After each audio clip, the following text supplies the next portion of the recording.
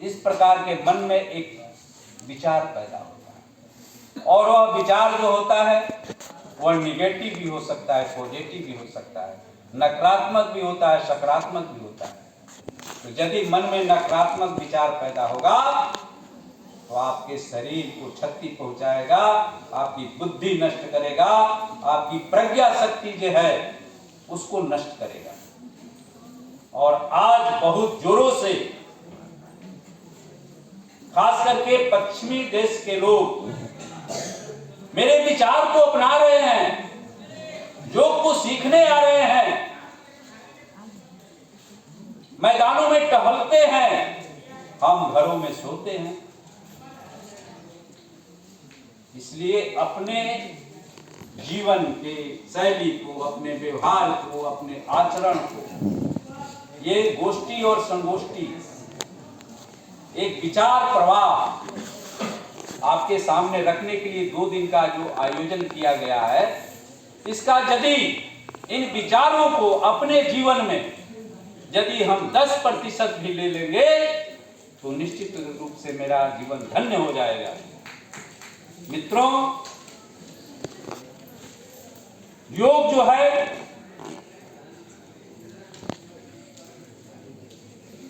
उसमें आसन है, प्राणायाम है, योगासन है, कई प्रकार की बातें।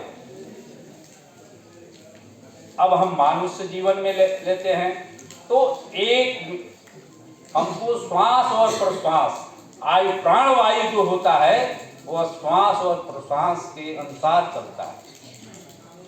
मनुष्य जो होता है 15 से या 10-15 ऐसे बार श्वास लेता है तो उसकी आयु 80-90 वर्ष होता है। पशु जो होते हैं, जानवर जो होते हैं, वह श्वास और प्रश्वास 40 से यानी 30 से 40 बार लेता है 1 मिनट। उसकी आयु कम से कम 20-25 वर्ष होता है। लेकिन एक जीव है जिसको कछुआ बोलते हैं, वह मात्र 1 या 2-3 बार लेता है श्वास, तो उसकी प्राणवायु 300 वर्ष तक लेता है। तो आसन प्राणायाम करने से हम इस पर कंट्रोल करते हैं। कहते हैं कि देखो भाई, ये संत ऋषि जो है 150 वर्ष की इनकी आयु है, 200 वर्ष तक है, 125 वर्ष की आयु प्राप्त किया है। ये साधना है, इसको हमको अपनाना है। और आज योग मनोविज्ञान और योग दोनों आज अपने देश में एक बिल्कुल सरल तरीका से मुनिवर पतंजलि ने दिया है। उस समय क्लिष्ट था, कठिन था, बाबा रामदेव ने इसको बहुत आसान कर दिया है। और इतना ही नहीं, पूरी दुनिया को यह संदेश दिया है। आज से 9 साल पूर्व संयुक्त राष्ट्र संघ में सितंबर 2014 को इस देश के माननीय प्रधानमंत्री नरेंद्र भाई मोदी एक ऐसे विचार को रखे कि भाई योग जो है, योग दिवस होना चाहिए, योग विषय का एक प्रस्ताव रखे और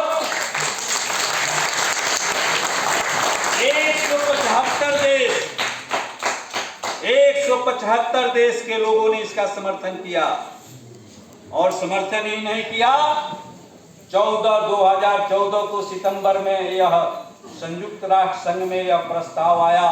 90 दिन के बाद दिसंबर में वह प्रस्ताव पारित हो गया कि 21 जून को अंतर्राष्ट्रीय योग दिवस मनाया जाए।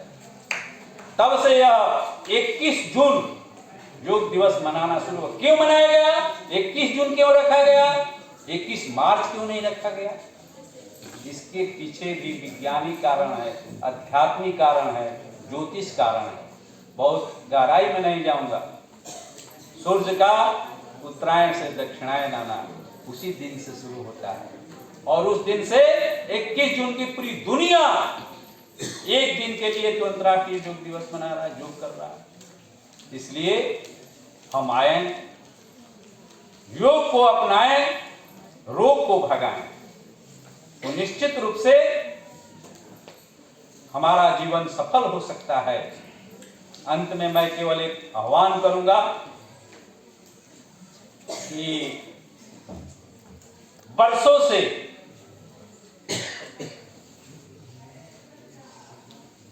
कई वर्षों से हम जिस प्रतीक्षा में थे कि अयोध्या में राम मंदिर निर्माण कब होगा, प्राण प्रतिष्ठा कब होगा, पानी नहीं है। उस आंदोलन में हम सब ने भरपूर सहयोग दिया है। 22 जनवरी को अयोध्या में रामलला का प्राण प्रतिष्ठा होने वाला है, इसलिए 22 जनवरी को हम अपने घरों में टीवी के सामने, दूरदर्शन के सामने बैठकर न देखें। क्या करें? तो घर के बूढ़े बुजुर्ग सभी लोग अपने घर के बगल के एक कोई मंदिर होगा, उस मंदिर को एक दिन के लिए अयोध्या मानकर, एक दिन के राम मंदिर मानकर हम उस दिन 11 बजे से लेकर 2 बजे दिन तक उस मंदिर में कीर्तन करें, भजन करें, राम जी का आरती करें, प्रसाद वितरण करें और सूर्यास्त के बाद अपने घरों में कम से कम 5 दीपक जलाएं। पूरा दुनिया, ये देश नहीं पूरी दुनिया दीपोत्सव के रूप में ऐसा होगा। इन्हीं शब्दों के साथ मैं अपनी बात को समाप्त करता हूँ। भारत माता की।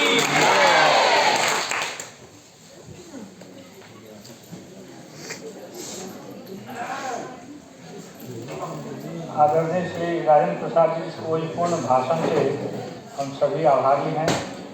आपने अपने इस भाषण से हम सबको लाभान्वित किया। अगले वक्ता के रूप में से राजेश सिन्हा जी हैं और हम उनसे आग्रह करेंगे कि अपना कुछ समय दें और अपनी बात रखें इस योग मनोविज्ञान के विषय पर।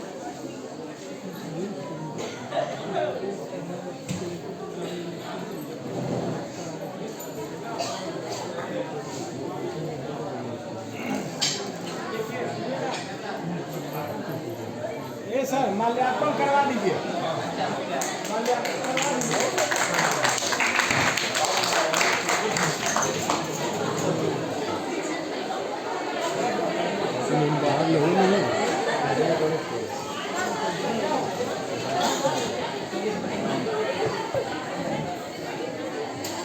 भारत माता की।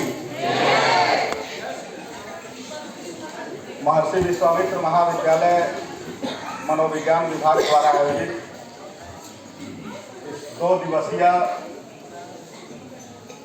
सेमिनार में मंच पर विराजमान महाविद्यालय के प्राचार्य आदरणीय प्रोफेसर डॉक्टर सुभाष चंद्र पाठक जी,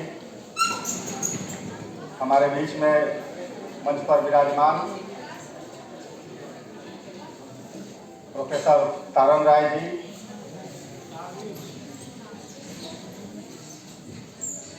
राष्ट्रीय स्वयंसेवक संघ के प्रांत कार्यवाह आदरणीय राजेंद्र जी,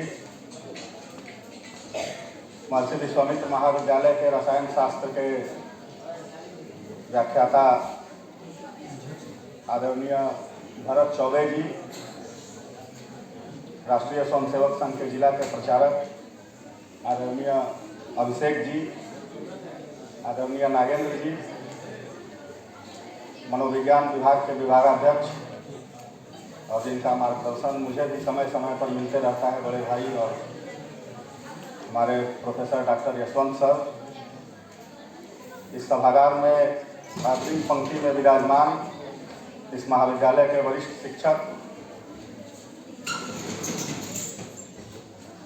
और उनका नाम मेरा भी नाम है, ऐसे हमारे बड़े भाई, और कई बार गलती से बहुत सारी बातें जो उनकी रहती है हमारे पास भी पहुंचती हैं। तो ऐसे डॉक्टर राजेश कुमार जी, हमारे मनोविज्ञान विभाग के योगर्षि सर, रास बिहारी सर और उपस्थित सभी महाविद्यालय के शिक्षकगण और छात्र छात्रा बंधु। अब बात मत कीजिए आपस में आप लोग, ठीक ना? और विशेष रूप से पीछे जो लोग बैठे हुए हैं,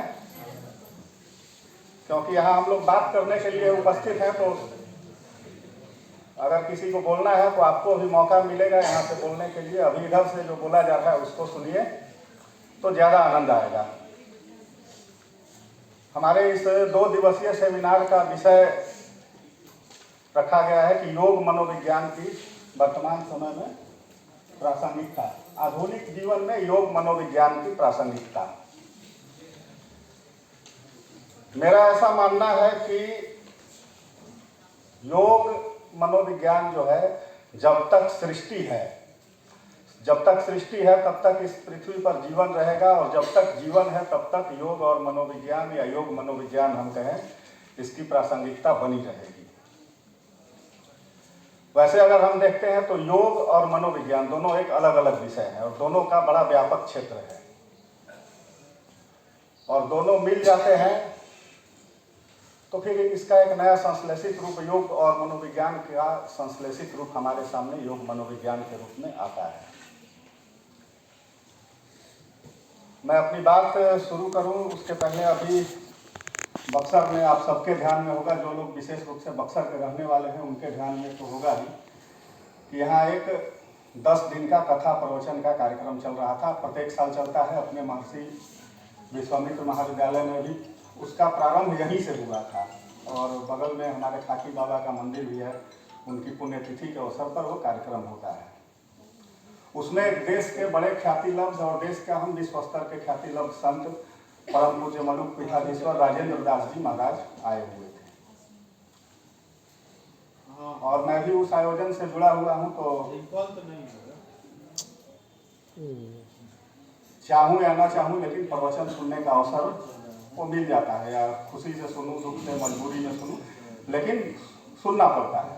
तो मैंने भी सुना, और उस प्रवचन में उन्होंने बड़ी अच्छी बात कही। ओ भैया बाहर चलिए ना बात करने के लिए। तो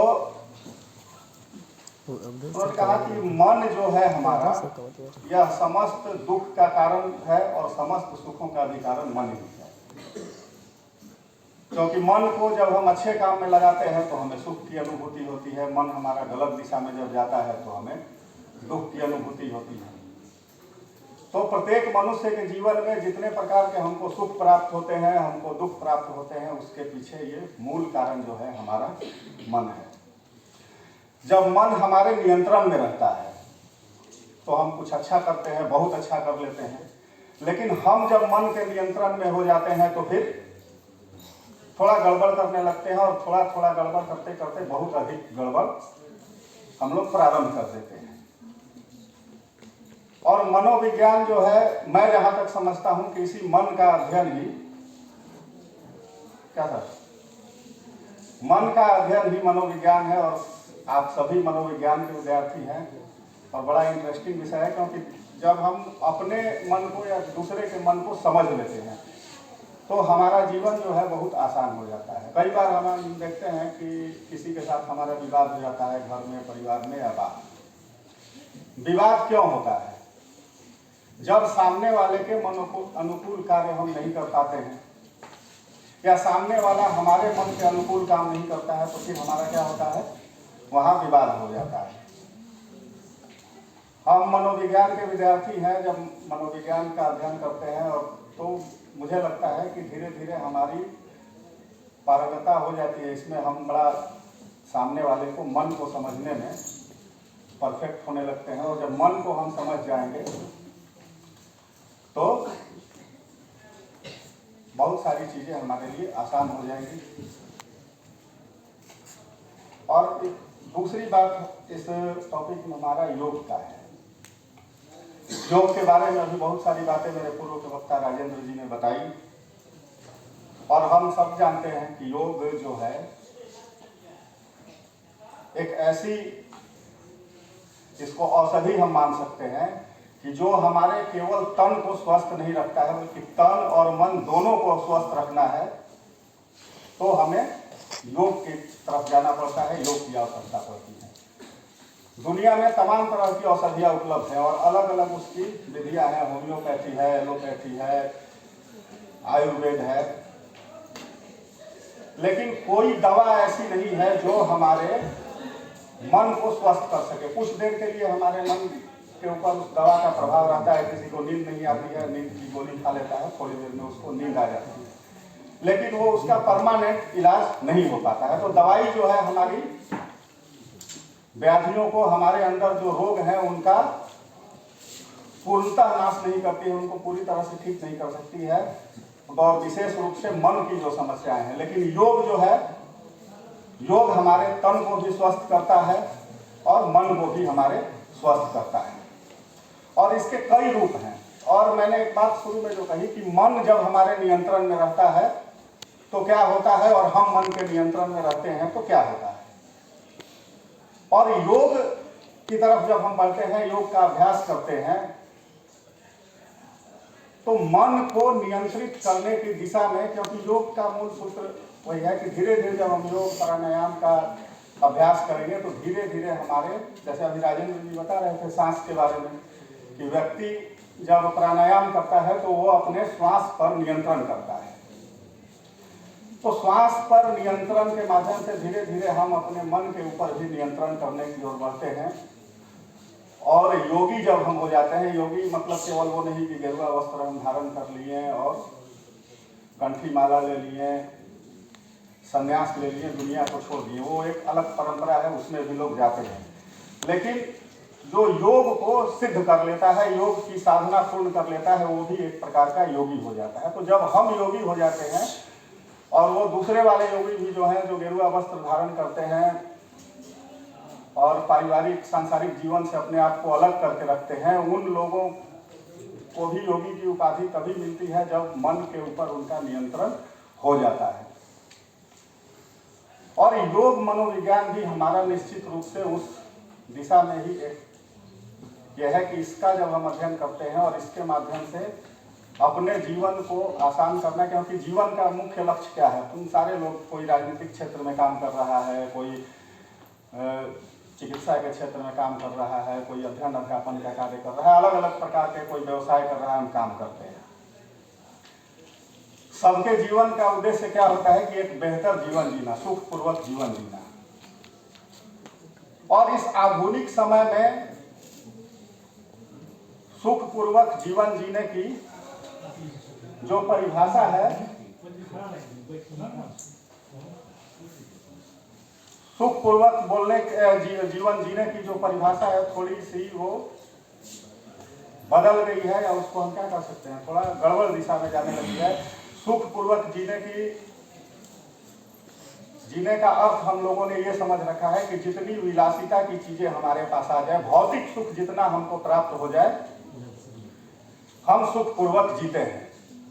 लेकिन जब भौतिक सुख प्राप्त बहुत बड़े पैमाने पर अत्याधिक मात्रा में जिनको भौतिक सुख प्राप्त हो गया है, उनको जीवन को देखते हैं तो उनको भी सुख की अनुभूति नहीं है, वो भी बेचैन है।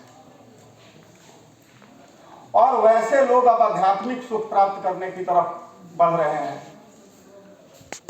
अब तमाम ऐसे बड़े बड़े आध्यात्मिक केंद्रों पर जाइए, कोई पता लगेगा कि बहुत बड़े व्यवसायी हैं, इनका 500 करोड़ का व्यवसाय है, लेकिन घर द्वार छोड़कर, घर में उनकी सारी सुख सुविधाएं हैं, लेकिन वहां फूस की कुटिया में जमीन पर सो रहे हैं। तो भाई, अगर जीवन का सुख केवल भौतिक सुख प्राप्त करना ही था, तो वो 500 करोड़ का व्यापारी जो है, उसके घर में प्रत्येक सुख सुविधा उपलब्ध है, लेकिन वो सारी सुख सुविधाओं को छोड़कर उस कुटिया में जाकर एक फूस की कुटिया पर मिट्टी के ऊपर चटाई डालकर सो रहा है। ऐसा क्यों हो रहा है? क्योंकि केवल भौतिक सुख प्राप्त कर लेना ही जीवन का उद्देश्य नहीं है। भौतिक सुख प्राप्त कर लेने से, विलासिता की वस्तुएं हमारे पास आ जाए तो हम सुख का अनुभव नहीं कर सकते हैं। फिर हमारा ये जो मन है ना, खोजने लगता है कि अभी हमको और कुछ चाहिए, और वो और हमको मिलता है अध्यात्म की ओर जाके, योग की ओर जाके। और जिसने योग और अध्यात्म को आत्मसात कर लिया, योग अध्यात्म को आत्मसात करने का मतलब फिर वही मैंने जहां से शुरू किया था कि मन के ऊपर नियंत्रण। मन के ऊपर जब हमारा नियंत्रण हो जाता है, तब सच्चे अर्थों में हमको सुख की प्राप्ति होती है। और आज का हमारा टॉपिक भी वही है, तो इसलिए हम सब भी और ऐसे और कई प्रकार के जो भी सेमिनार, सिम्पोजियम, कहीं कथा प्रवचन होता है, उस सारे कथा प्रवचन सेमिनार का सबसे बढ़िया फल ये होता है कि वहाँ से जो अच्छी बातें निकले उसको अगर हम लोग आत्मसात कर लेते हैं, उसका कुछ न कुछ अच्छी बातों को ग्रहण करते हैं। नहीं तो लगभग सभी घरों में सत्यनारायण भगवान की कथा होती है, कथा किसी को याद नहीं रहती है, उसमें क्या हुआ, बस कथा हुआ, प्रसाद लेके हम चले गए। तो केवल प्रसाद पर हमारा अगर ध्यान रहेगा तो बहुत लाभ हमको नहीं होने वाला है। और बिजली का भी इशारा शायद हो गया है, मुझे अपना समाप्त करना चाहिए वक्तव्य, तो मैं अपनी बात समाप्त करता हूँ।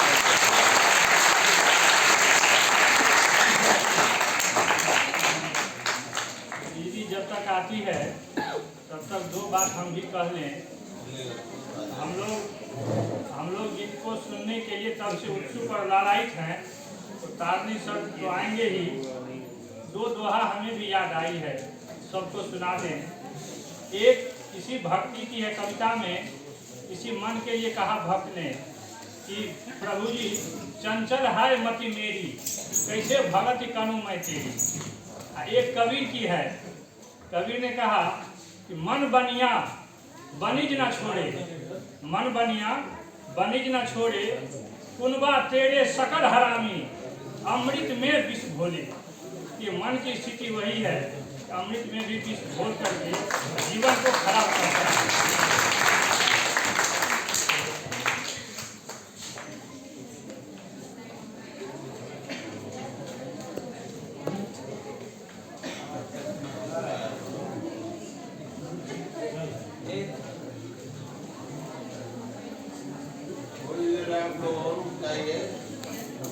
सूचना देना आप लोगों को, जो खास करके मनोविज्ञान के छात्र हैं उसको अभी ज्ञान नहीं होगा, आगे दिन जब ज्ञान होगा तब आपको इतना गौरव जरूर होगा कि हमने तारनी जी को पढ़ा था, सुना था, उनको हमने देखा था।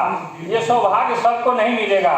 सर को आज सुन लीजिए बढ़िया से, और जब ज्ञान होगा तब समझ में चीजें आएगी। परमादरणीय श्री तारनी जी महोदय को निरंतर आग्रह है कि वहाँ अपनी बात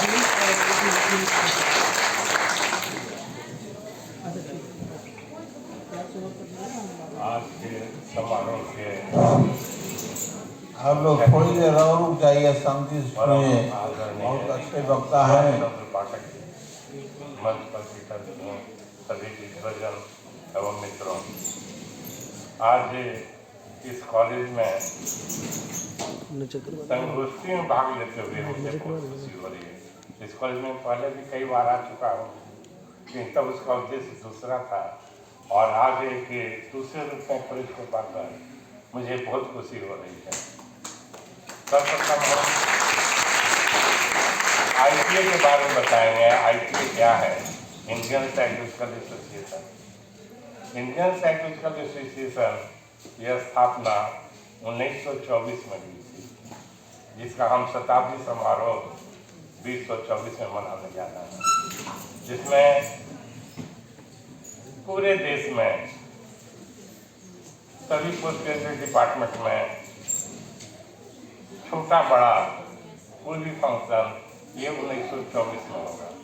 अभी जो एक्टिविटीज ITA की चल रही है उसमें आपको मैं बता दूं, ये कि हम लोग का जर्नल है इंडियन जर्नल ऑफ साइकोलॉजी, जो सौभाग्य से UGC केयर लिस्ट में है। ये रेगुलर छप रहा है, 24 अंक भी जनवरी महीने में ही आ रहा है, उसका विमोचन होगा। इस तरह से जो मुख्य भाषा के लोगों के विचारों को, भावनाओं को एक उत्कृष्ट प्रक्रिया के माध्यम से लोगों को पहुंचाया जाए, जिसका कि लाभ सभी लोगों को मिले, ये काम हमारा जो जर्नल है इंडियन जर्नल ऑफ साइकोलॉजी पिछले 100 वर्षों से कर रही है, जो कि आज दूसरी बात मैंने बताया है कि प्रोग्राम हमारे छोटे बड़े सभी शहरों में चलते हैं, इसमें कोई भेदभाव नहीं होता है, चाहे वो कलिंगा यूनिवर्सिटी हो, चाहे वो सौराष्ट्र यूनिवर्सिटी हो, पटेल यूनिवर्सिटी हो, रांची यूनिवर्सिटी हो, कहीं भी हो, चाहे वो छोटा कॉलेज भी कहीं का भी हो, उसमें हम कहीं भी कोई कोताही नहीं बरतते हैं। वहाँ तक लोगों के बीच जाते हैं, अपनी बातों करते हैं, और मुख्य बात है कि उनको हम लोग मोटिवेट करते हैं कि आप किसी से कम नहीं हैं। आप जो सबसे ऊंची जगह है वहां तक आप पहुंच सकते हैं। जैसा कि हम जसवंत जी ने कहा कि हमारे एक साधारण आदमी भी इंडियन साइंस कांग्रेस का चेयरपर्सन हो सकता है, कलिंगा यूनिवर्सिटी में 1.5 घंटा भाषण दे सकता है एक साधारण आदमी। तो ये क्या है, एक बहुत बड़ी चीज है कि हर आदमी वो चाहेगा तो आगे बढ़ सकता है। अब आगे क्यों बढ़ेगा, कैसे बढ़ेगा, इस पर विचार करने के लिए इतना देरी से मंथन हो रहा था कि क्या होना चाहिए। स्वस्थ मन, स्वस्थ मस्तिष्क, स्वस्थ विचार, आपकी भावनाएं पवित्र होनी चाहिए। जब तक आपके मन में दूसरे के प्रति आदर भावना, सम्मान भावना, या जो आपका जो कर्तव्य है, जो आपको जो सौंपा गया है, जो ऑनेस्टी है, ये सब आप अपने में नहीं ढालिएगा, दूसरे के लिए नहीं जिएगा, तो हम समझते हैं कि आप हमेशा कठिनाई में रहिएगा, हमेशा मुसीबत में रहिएगा, फ्रस्ट्रेशन में रहिएगा, एंजाइटी में रहिएगा।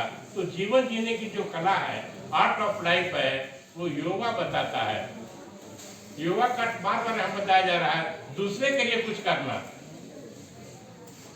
त्याग करना, सेवा करना, समर्पण करना, अगर ये सब भावनाएं अगर आप में आती हैं तो हम समझते हैं कि इससे आपका मानसिक, शारीरिक और आध्यात्मिक तीनों चीज का विकास होगा, जो कि बहुत बड़ी बात है। युवा पीढ़ी हमारे सामने है। युवा पीढ़ी इस समय बहुत ही संघर्षमय परिस्थितियों से जूझ रही है। उनके ऊपर इतना स्ट्रेस है, इतना दबाव है, और कहीं कोई अपनापन नहीं है। घर में भी दिक्कत है, बाहर भी दिक्कत है, और कंपटीशन क्या है, बढ़ता जा रहा है। नौकरी की जो दौड़ है, कहीं भाग दौड़ है, इतना कठिन है कि कहना मुश्किल है। 5,000-6,000 रुपये में महिलाओं को काम करना पड़ रहा है। 12 घंटा, 8 घंटा, 10 घंटा कहाँ कहाँ जाना पड़ रहा है। तो ऐसी परिस्थिति में भी उनको क्या करना है, सरवाइव करना है, परिस्थिति के अनुसार उनको ढालना है। तो ये जो युवा वर्ग है, इनके लिए बहुत चुनौती है। क्या है, ये जो जीवन है, संघर्ष में जीवन है। संघर्ष में जीवन में मुस्कुराते हुए, हंसते हुए, खिलखिलाते हुए, शान से चलते हुए, झुकना नहीं है। हम लोग कहीं भी जाते हैं शान से रहते हैं, किसी से नहीं डरते, चाहे वो बंगाली हो, मद्रासी हो, पंजाबी हो, और वो लोग भी कदर करते हैं। अभी हम बैठे हुए थे, मकवाना साहब का फोन आ रहा है, कहाँ से फोन आ रहा है। कुछ हम लोग का जो प्रोग्राम होने वाला था लवली यूनिवर्सिटी में, वो रीशेड्यूल हो गया है, बाद में होगा। लोग में बहुत घबराहट हो रही है, कैसे होगा, क्या होगा, नहीं होगा। तो कहने का अर्थ है कि अगर आप में लगन होगी, इच्छा होगी, सेवा की भावना होगी, समर्पण की भावना होगी, और जो परिस्थिति है उस परिस्थिति के साथ आपका एडजस्टमेंट होना चाहिए। उसके अनुरूप अपने को ढालना पड़ेगा, पीछे नहीं चलना पड़ेगा। अगर ये सारी बातें हैं तो हम समझते हैं कि आपके लिए सारे रास्ते खुले हुए हैं। हम समझते हैं समय बहुत हो रहा है, बहुत आपने सुना है, बर्दाश्त किया है, बहुत बड़ी बात है। तो ज़्यादा हम बताना नहीं चाहते हैं, सिर्फ हम ये कहना चाहते हैं कि आप लोग अपने को समय के साथ बदलिए, समय के साथ चलिए, योग पे विश्वास कीजिए।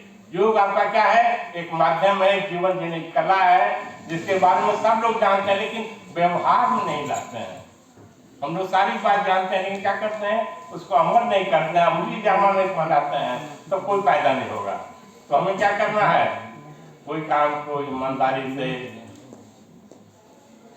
करना है, और उससे क्या होगा कि हमारा तन मन सब लोग बताए, लोगों को कितनी अच्छी बात, पवित्र होगा, सुंदर होगा, इससे आपका फायदा होगा।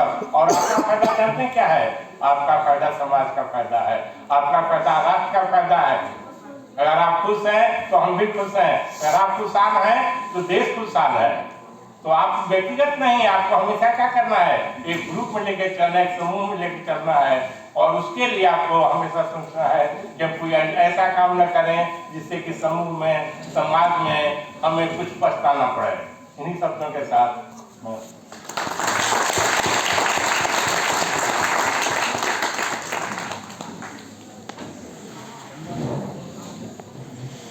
सर ने संक्षेप में ही संकेत कर दिया, उतना ही काफ़ी है हम लोगों के लिए गुरु मंत्र के तौर पर। अब एक काम जो भूल सुधार करनी है मनीष,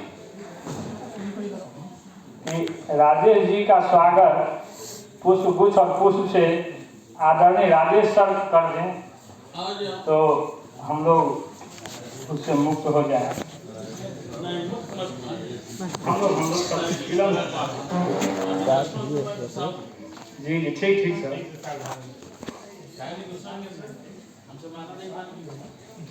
मंचाध्यक्ष क्या कर रहे थे?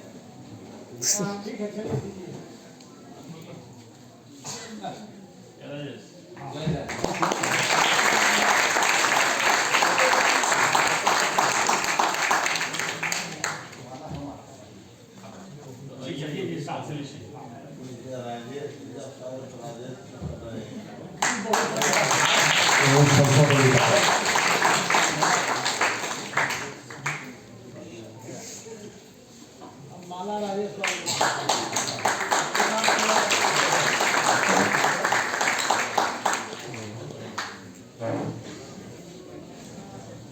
अब कार्यक्रम की अंतिम कड़ी में अपने प्राचार्य और अध्यक्ष महोदय से निवेदन है कि वो साहित्य, मनोविज्ञान और योग सबको अनुभव और कार्य रूप से आत्मसात करते हुए सर अभी तुरंत आए हैं गया से और अपना अनुभव तो सुनाएंगे इस कार्यक्रम में। और निवेदन है कि वहीं से करने का निवेदन है कि आप मंच तक आएँ और अपनी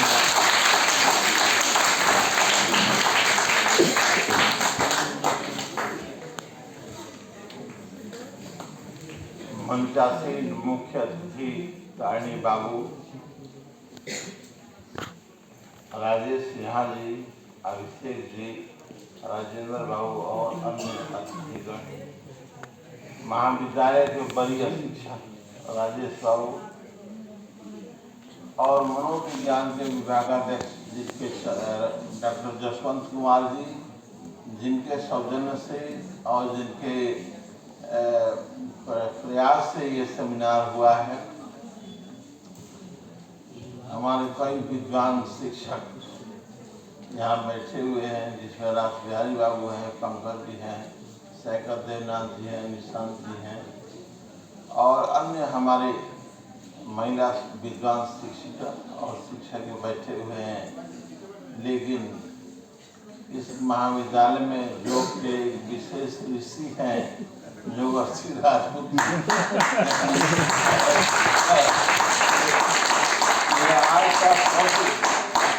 आज का टॉपिक इनके नाम से जुड़ा हुआ है। हमारे प्रिय छात्र छात्राएं, समय बहुत हो चुका है, मैं 5 मिनट में ही समाप्त करूंगा, इसलिए आप लोग थोड़ा सा कष्ट करेंगे। हम जानते हैं कि आप लोगों की भूख प्यास लगी होगी, सुबह घर से आए हैं और इस व्याख्यान के बाद कुछ रिफ्रेशमेंट भी आप लोगों को मिलेगा, हमने व्यवस्था की है, घबराने की बात नहीं है। देखिए, आज का विषय हम लोगों का है आधुनिक जीवन में, सुनिए ध्यान से, आधुनिक जीवन में योग मनोविज्ञान की प्रासंगिकता। सबसे पहले हमारे छात्रों को, छात्र छात्राएं जो आज इस महाविद्यालय में शिक्षा ग्रहण कर रहे हैं, ये सोचते हैं कि योग है क्या? क्या ऋषि महात्मा जो हिमालय की कंदराओं पर तपस्या कर रहे हैं वही योग है? नहीं, योग तो सब जगह है। योग क्या है? A process that teaches us to remain alive. जीवन एक ऐसी क्रिया है जो हमें जीवन कैसे जीना है, जीवन की कला सिखाती है। हम लोगों का जीवन, चाहे आप छात्र हों या हम भले प्रिंसिपल हैं, कुछ टीचर हैं, हमारे मुख्य अतिथिगण हैं, जीवन में अनेक कठिनाई हैं, अनेक समस्याएं हैं।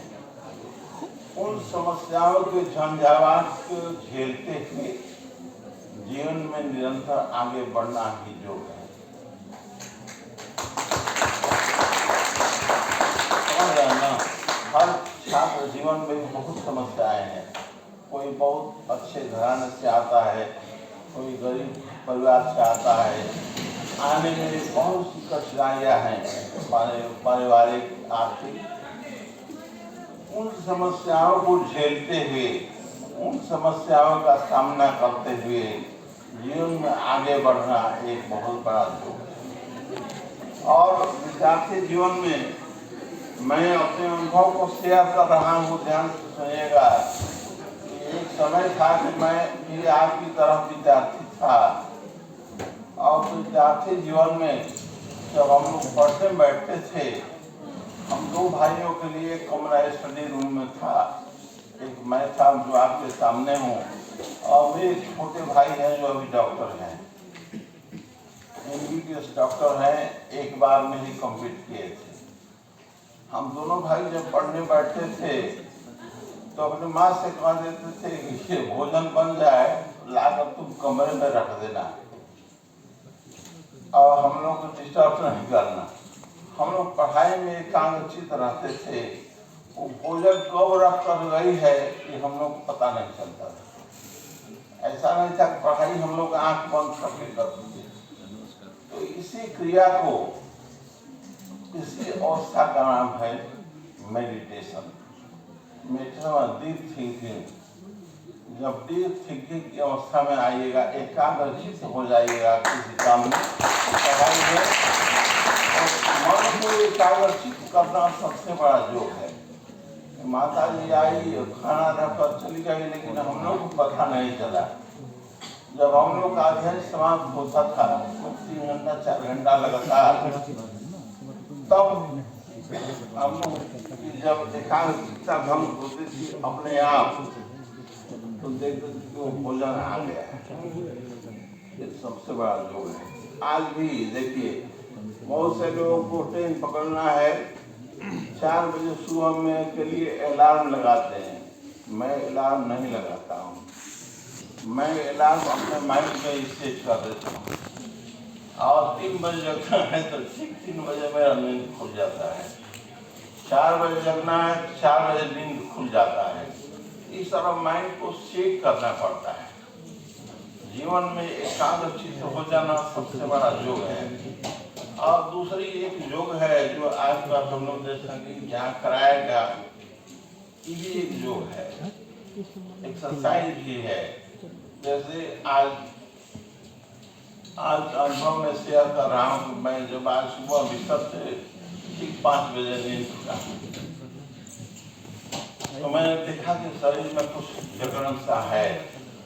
धीरे से मैं बिस्तर से उठ करके और 15 मिनट तक योग हमने किया, एक्सरसाइज किया, सारा अकड़न दूर हो गया और एकदम मैं फ्रेश महसूस किया। और आज देखिए इस अवस्था में हूँ, 64 साल की अवस्था में पार कर रहा हूँ। 17 जनवरी को 65 साल में मैं प्रवेश कर जाऊंगा। लेकिन इसी एक्सरसाइज, इसी एकाग्रचित्तता और इसी मन की अनुकूल के कारण मेरा अभी उनसे चश्मा नहीं लगता है। मैं किताब लिखता हूँ, किताब पढ़ता हूँ विदाउट ग्लास। मुझे कोई रोग नहीं है।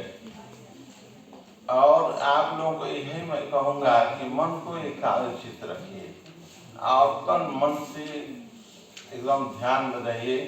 उसका एक और यह है जड़त्व। अब देखिए, इसमें लाइक्स एंड डिसलाइक्स भी आता है। जैसे मैं ये शर्ट पहना हूँ, मुझे अच्छा लगा, हमने ये खरीद लिया, मैं पहना हूँ, हो सकता है कि किसी को पसंद नहीं हो, तो ये भी एक योग ही है, लाइक्स एंड डिसलाइक्स।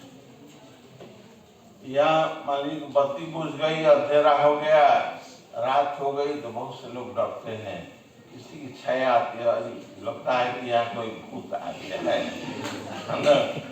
तो ये मन की स्थिति है। ऋषिमुख पर्वत पर जब सुग्रीव जी बाल के डर से चले गए थे, तो ऋषिमुख पर्वत पर क्यों गए थे? थोड़ा साहित्य की ओर ले चलता हूँ, योग से जोड़कर। एक ऋषि का श्राप था कि यदि बाली ऋषिमुख पर्वत पर जाएगा तो उसके शरीर के टुकड़े टुकड़े हो जाएंगे। इसलिए अपने को सुरक्षित रखने के लिए सूर्य जी ऋषिमुख पर्वत पर शरण लिए थे। लेकिन जब उनका ध्यान आया राम और लक्ष्मण के तो जो ऋषिमुख पर्वत की ओर जा रहे थे सूर्य से मिलने के लिए, लेकिन उन्हें भय हो गया और कहते हैं हनुमान जी से कि पठई हो बालीवन मैला भागो तुरंत जो यह सैला। यदि ये बाली के दूत होंगे तो तुरंत हमको इशारा कीजिएगा, हम यहाँ से भी भाग जाएंगे। तो हनुमान जी विप्र रूप धारण करके वहाँ जाते हैं और माँ सुनाई कुछ अदृश्य भयो और सिर नवाकर पूछते हैं, जो परिचय पूछते हैं तो देखिए योग जो अनुभव करने लायक वो बतला रहा हूँ। जैसे भगवान राम अपना परिचय देते हैं, एक कोस लेस दशरथ के जाए, हम किस वचन मान बन आए।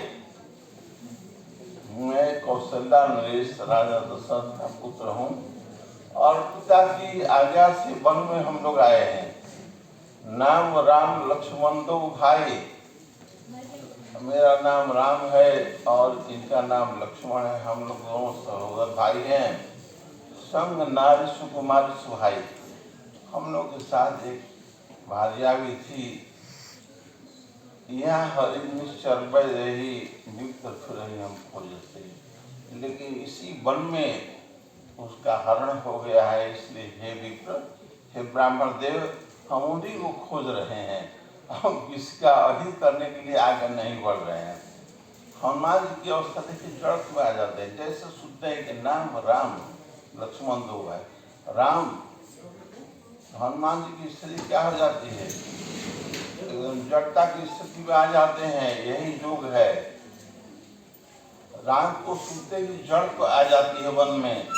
और स्थिति क्या होती है कि पुलकित तन मुख आव न बचना, देखत रुचिर वेश कह रहे। एक तक देख रहे हैं राम की ओर, लेकिन मुख से वाणी नहीं निकल रही।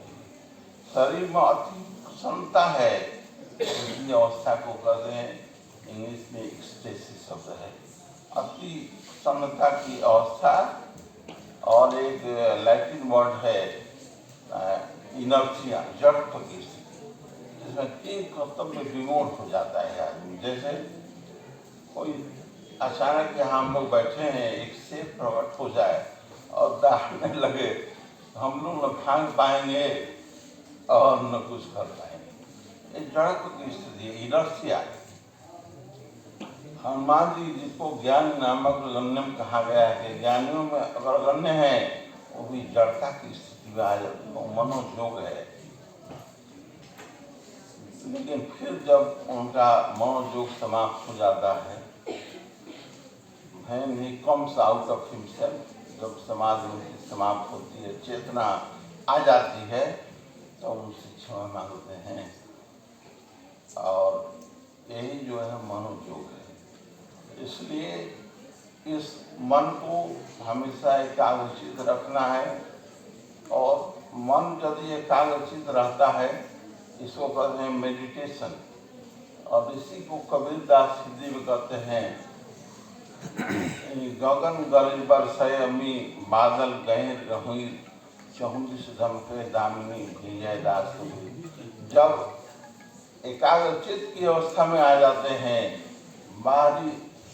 बाह्य परिस्थितियों की सूची नहीं रहती है, इसी को समाधि की अवस्था में कहते हैं, स्टेट ऑफ ट्रांस। ये समाधि की अवस्था है। और इस अवस्था में man is in A state of self surrender, मनुष्य आत्म सरेंडर की स्थिति में हो जाता है। और he is not conscious of the outer world, बाह्य संसार की सूची नहीं रहती, he is conscious of only one thing. और एक ही चीज, एक ही लक्ष्य जिस पर जो ध्यान रहता है, सिर्फ उसी की चेतना रहती है। तो यही योग है। तो योग कोई कठिन चीज नहीं है, आपके अभ्यास पर डिपेंड करता है। और मैं छात्र जीवन से अभी तक के इन अनुभवों को आपके समक्ष शेयर किया संक्षेप में। और इन्हीं शुभकामनाओं के साथ आप लोगों के प्रति मेरी शुभकामनाएं हैं। आप इस रास्ते को अपनाएं, और जीवन में निरंतर आगे बढ़े, परिस्थितियों से भयभीत होने की जरूरत नहीं है। और इन्हीं मंगल कामनाओं के साथ मैं अपनी वाणी को विराम देता हूँ।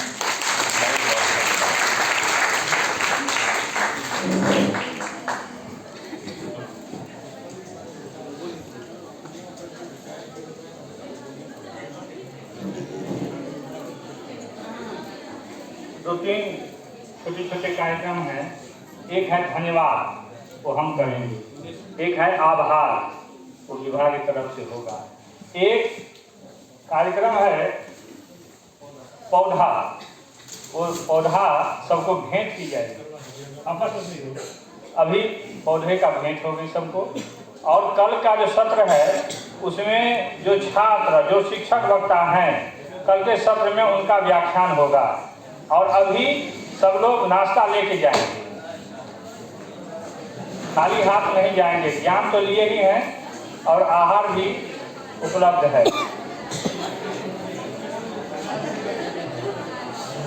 और जो भी नाम तो लिस्ट में है ही, जिनका नाम लिस्ट में नहीं है वो लोग भी कल तैयारी करके आएंगे और कल सबका वो अवसर सबको दिया जाएगा, सबका व्याख्यान होगा।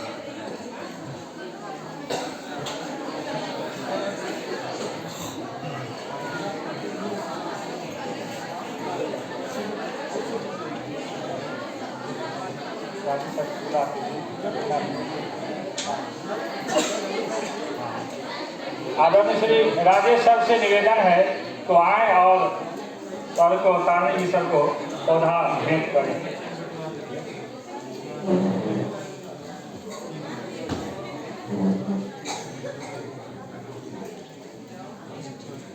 और बड़े बाबू से निवेदन है कि आए और प्रिंसिपल साहब को पौधा भेंट करें।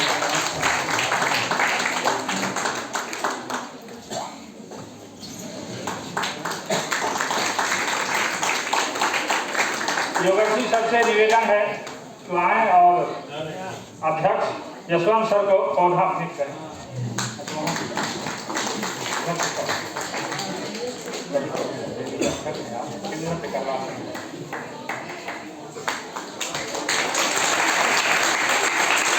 सरकार जी आग्रह है कि आए और नागेंद्र जी को पौधा भेंट करें।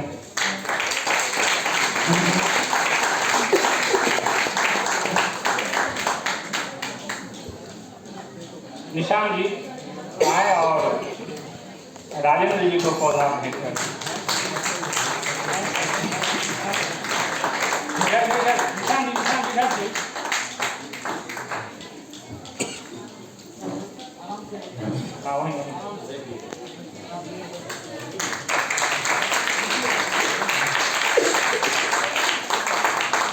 राज बिहारी जी से आग्रह है तो आए और अभिषेक जी को पौधा भेंट करें।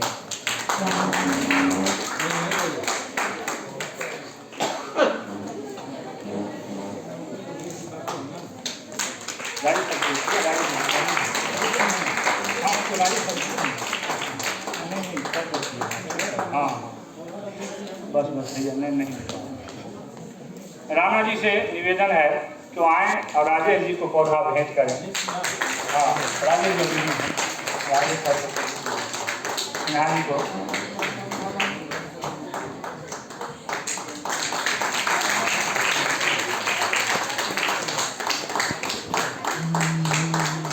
अब इसके बाद एक ही कार्यक्रम का दो हिस्सा है, धन्यवाद और आभार। धन्यवाद इसलिए हम करेंगे छात्रों को, ये कार्यक्रम छात्रों के लिए हुआ है और उनकी उपस्थिति आज बड़ी दुर्लभ हो गई है। जो बिहार में ज्ञान का संकट है, उस संकट में जिनके लिए होता है वही गायब हैं। और आज यह कार्यक्रम शुरू से आखिर तक छात्र बैठे रहें तो सबसे पहले आभारी इस कलयुग में आप ही हैं। आपने बैठ के इतना समय दिया, इसके लिए अब हम कहें हम आभारी हैं तो व्याकरण और मर्यादा की दृष्टि से अच्छा नहीं होगा, क्योंकि हम लोग को बहुत कुछ ध्यान रखना पड़ता है व्याकरण का। इसलिए धन्यवाद आपको करते हैं, शुभकामना करते हैं। इस योग के माध्यम से आपकी कुबुद्धि दूर होकर के और इसी तरह से सुबुद्धि बढ़ती चले और इस महाविद्यालय की गरिमा बढ़े। दूसरी चीज 2-4 मिनट में हम अपनी बात खत्म करेंगे। इस महाविद्यालय की आत्मा बहुत दिन तक सुसुप्त हो गई थी। एक बार फिर हम सब लोग अपने उदार मना प्रिंसिपल साहब के नेतृत्व में इस मर्यादा को हम लोग मेहनत से दिखाएंगे और उसमें आप सब समय निकालिए, समय दीजिए। प्रिंसिपल साहब ने हिंदी शिक्षक दिवस कर दिया बहुत बेहतरीन ढंग से, हिंदी दिवस भी हुआ और आज यशवंत सर के बहुत ही साहस के साथ यह कार्यक्रम की भी शुरुआत हुई, जो किसी भी महाविद्यालय के लिए बहुत ही गरिमा की बात होती है। अब हम सब लोग 13 विषय हैं यहाँ, कोई न कोई संगोष्ठी करते रहेंगे और एक जो BA पार्ट 1 BSc के छात्र होंगे वो लोग सुनते होंगे मेजर माइनर के साथ मल्टी डिसिप्लिनरी, वो क्या है नहीं है तो सबको मालूम हो जाएगा। वो इसी सेमिनार में होगा, पढ़ने लिखने से उतना नहीं मालूम होगा जितना कि सेमिनार में होगा और ये सेमिनार होता रहेगा। और इस सेमिनार की शुरुआत के लिए हम लोग बहुत ही आभारी हैं यशवंत सर का, जिन्होंने बहुत जल्दी से निर्णय लिया और आज बेहतरीन ढंग से पूर्ण हुआ है। तो सर के भी बहुत हम लोग आभारी हैं। अभी कल भी है, पूर्ण नहीं शुरुआत आरंभ के लिए और आज का कार्यक्रम क्योंकि पूर्ण हुआ है छात्रों के साथ, ये बहुत बड़ी चीज संतोष की बात है। अब आभार प्रकट करने के लिए धन्यवाद। देखिए कि आप ध्यान रखिएगा, आप लोग बार बार हम कार्यक्रम में कहते हैं कि अंग्रेजी का ट्रांसलेट होकर आ गया है धन्यवाद, और जब इस तरह के कार्यक्रम होते हैं तो मुझे अपने गुरु की याद आती है। उन्होंने सख्त मना किया था कि धन्यवाद धन्यवाद धड़ से मत किया कीजिए, वो होता है उसका जो बढ़िया हिंदी परंपरा में शब्द है वो है आभार।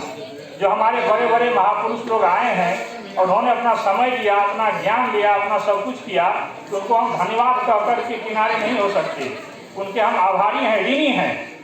और ये ऋण वही है जो कहा ना राम जी ने, भरत भाई वो ऋण हम नहीं, हनुमान से, वो ज्ञान है, वो बड़े बड़े महापुरुषों का ऋण है जो हमेशा सिर पर रहता है और संतुलित रखता है।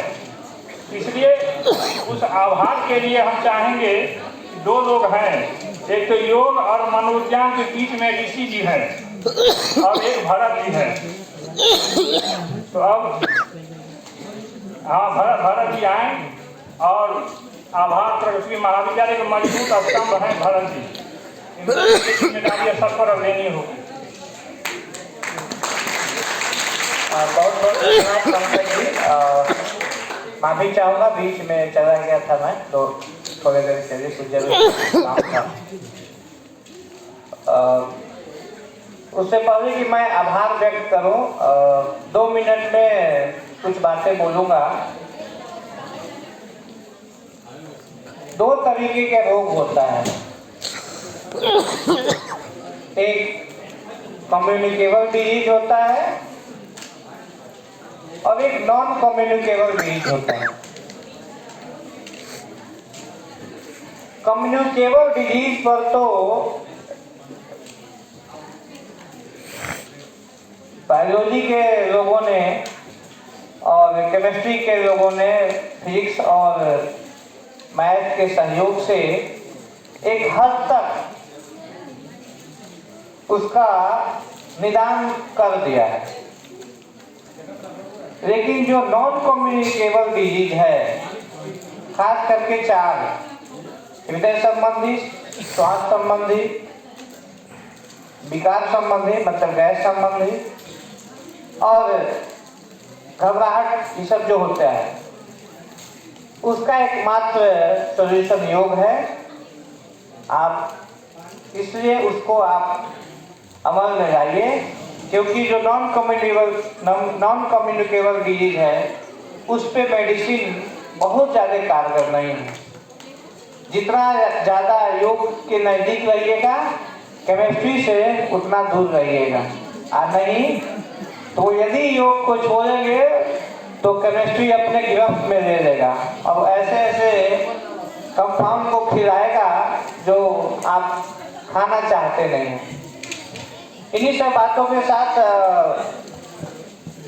आभार व्यक्त करने के लिए मैं सबसे पहले प्रोफेसर तारनी जी का आभार प्रकट करता हूँ कि सर आए पटना से और इस अवस्था में भी he is a young student. आप जितने शालीनता से नहीं सुन रहे थे उससे ज्यादा शालीनता से सर सुन रहे थे। तो ये ललक होनी चाहिए और सर ने बहुत ही उम्दा विचार प्रकट किया। मैं कुछ ही शब्द सर का सुन पाया, तो इसके लिए सर को बहुत बहुत धन्यवाद।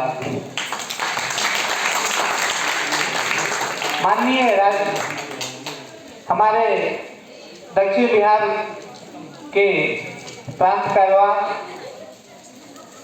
जी आए हैं और इनका व्यस्त समय रहता है, कई जगह जाना होता है। इन सब के बीच में भी राजेंद्र जी ने समय निकाला, इसके लिए महाविद्यालय परिवार और हम सब इनके आभारी हैं। उनके ठीक बगल में अभिषेक जी हैं, जैसा कि आप सबको पता है जिला प्रचारक हैं। जिला प्रचारक का दायित्व तो बहुत ज़्यादा होता है, कई जगहों पर जाना होता है, सुबह कहीं और, दोपहर कहीं और, शाम कहीं और, रात कहीं और, पूरा इनका भ्रमण में ही रहता है निरंतर पूरा दिनचर्या। उस बीच में ये समय निकाले और हमारे नवयुवकों को समय दिए, अपने विचार दिए, उसके लिए इनको बहुत बहुत आभार। तारनी सर के ठीक बगल में नागेंद्र जी बैठे हैं, बहुत कुछ अपने जीवन के समय से और अपने जो वो रोज क्रियाकलाप, नित्य क्रियाकलाप करते हैं, उससे बहुत हम लोग को कुछ सिखाए। उनके लिए उनको भी बहुत बहुत आभार। हम सब के इसी कॉलेज के विद्यार्थी रहे, बाद में वीर कुंवर सिंह यूनिवर्सिटी के सीनेटर हुए। राजेश जी वैसे तो ये अक्सर आते रहते हैं और अच्छी बात यह है कि ये हमारे महाविद्यालय के पूर्ववर्ती छात्र भी हैं, तो इसके नाते इनका आभार भी है।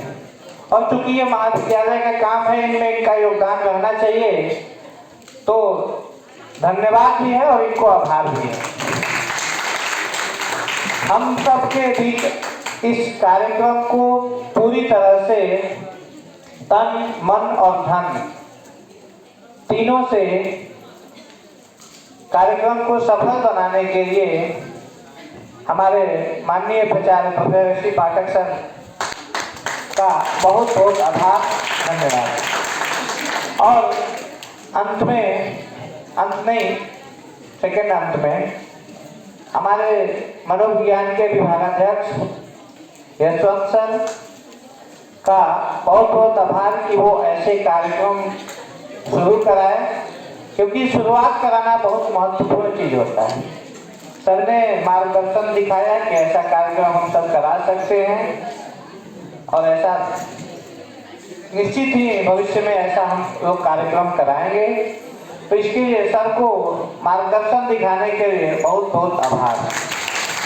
हमारे कॉलेज के सभी वरिष्ठ शिक्षकों और हमारे सभी राजेश सर, हमारे सभी सहयोगी, साथ के कलीग सैकत जी, निशांत जी, योगर्षि राजबिहारी जी, हमारे यहाँ के प्रधान साहेब वीरेंद्र पांडे जी, राणा जी और सब मैडम लोग, इन सबका और साथ साथ आप सभी का आभार कि आज आप सब यहाँ समय दिए, आप कुछ सीखे।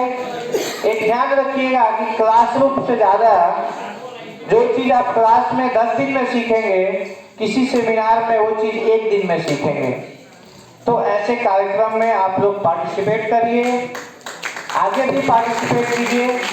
नाश्ता मिले या ना मिले, ज्ञान का नाश्ता करिए, ज्ञान का भोजन कीजिए और आते रहिए। आएंगे तो जरूर सीखेंगे और पेट के साथ साथ मन की भी तृप्ति होगी, कुछ नया सीखेंगे, ज्ञान लेंगे। इसलिए आप सबका बहुत बहुत आभार और धन्यवाद। अब कल पुनः इसका सत्र होगा और आप सबके बीच ऐसे ही अपने क्षेत्र के जाने माने लोग आएंगे और आपको मन को इस योग और मनोविज्ञान पर तृप्त करेंगे। और हम चाहेंगे कि कल कुछ विद्यार्थी भी हमारे आए और 5 मिनट तैयारी करके आए और कुछ बोलें। तो इस आप सबको बहुत बहुत धन्यवाद। आप सभी लोगों का बहुत बहुत धन्यवाद। देखिए, भारत सरकार की तरफ से एक कार्यक्रम चलाया जा रहा है विकसित भारत 1947 तक। आप लोगों को पता है? हाँ? तो भारत सरकार का ये कार्यक्रम है कि भारत को 1947 तक पूरी तरह विकसित कर दिया जाए। हाँ, 2045 तक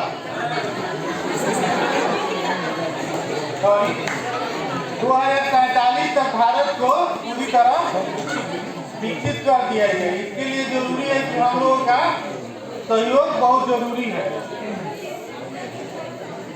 तो भारत सरकार ने 3 प्रश्न पूछे हैं कि भारत 2047 तक कैसा दिखना चाहिए, मतलब क्या क्या हम लोग के द्वारा कार्य होना चाहिए जिससे कि भारत एक विकसित राष्ट्र बन सके। उसके बाद इस लक्ष्य तक पहुंचने के लिए हमें क्या करने की आवश्यकता है ना? इस लक्ष्य तक पहुंचने के लिए हमें क्या क्या करने की आवश्यकता है, उसका आइडिया आप लोग को देना है। आप लोग के मन में ये आइडिया होगा कि हम लोग क्या कर सकते हैं, जिससे आप लोग कहिए कि भ्रष्टाचार खत्म होना चाहिए, रोजगार देना चाहिए, है ना, इंडस्ट्री लगनी चाहिए, तब ना भारत विकसित होगा। तो सबके अपने अपने आइडियाज हो सकते हैं, वही आइडियाज देना है। इसके बाद विकसित भारत 2047 तक बनाने के लिए आप क्या कर सकते हैं, आपका क्या कंट्रीब्यूशन हो सकता है, आप कौन कौन से कार्य करेंगे जिससे भारत एक विकसित राष्ट्र बने। इसके लिए आप लोग myBharat.government.in वेबसाइट पे जाके रजिस्ट्रेशन करवा सकते हैं, है ना, और वहां से आप क्यूज वगैरह भी खेल सकते हैं, जिसमें आपको सर्टिफिकेट दिया जाता है जो आपके आगे भी बहुत काम आएगा, है ना। हम आप लोगों को फॉर्म देंगे। हेलो, बैठिए, अरे कॉल जमा कर देना, ले लो।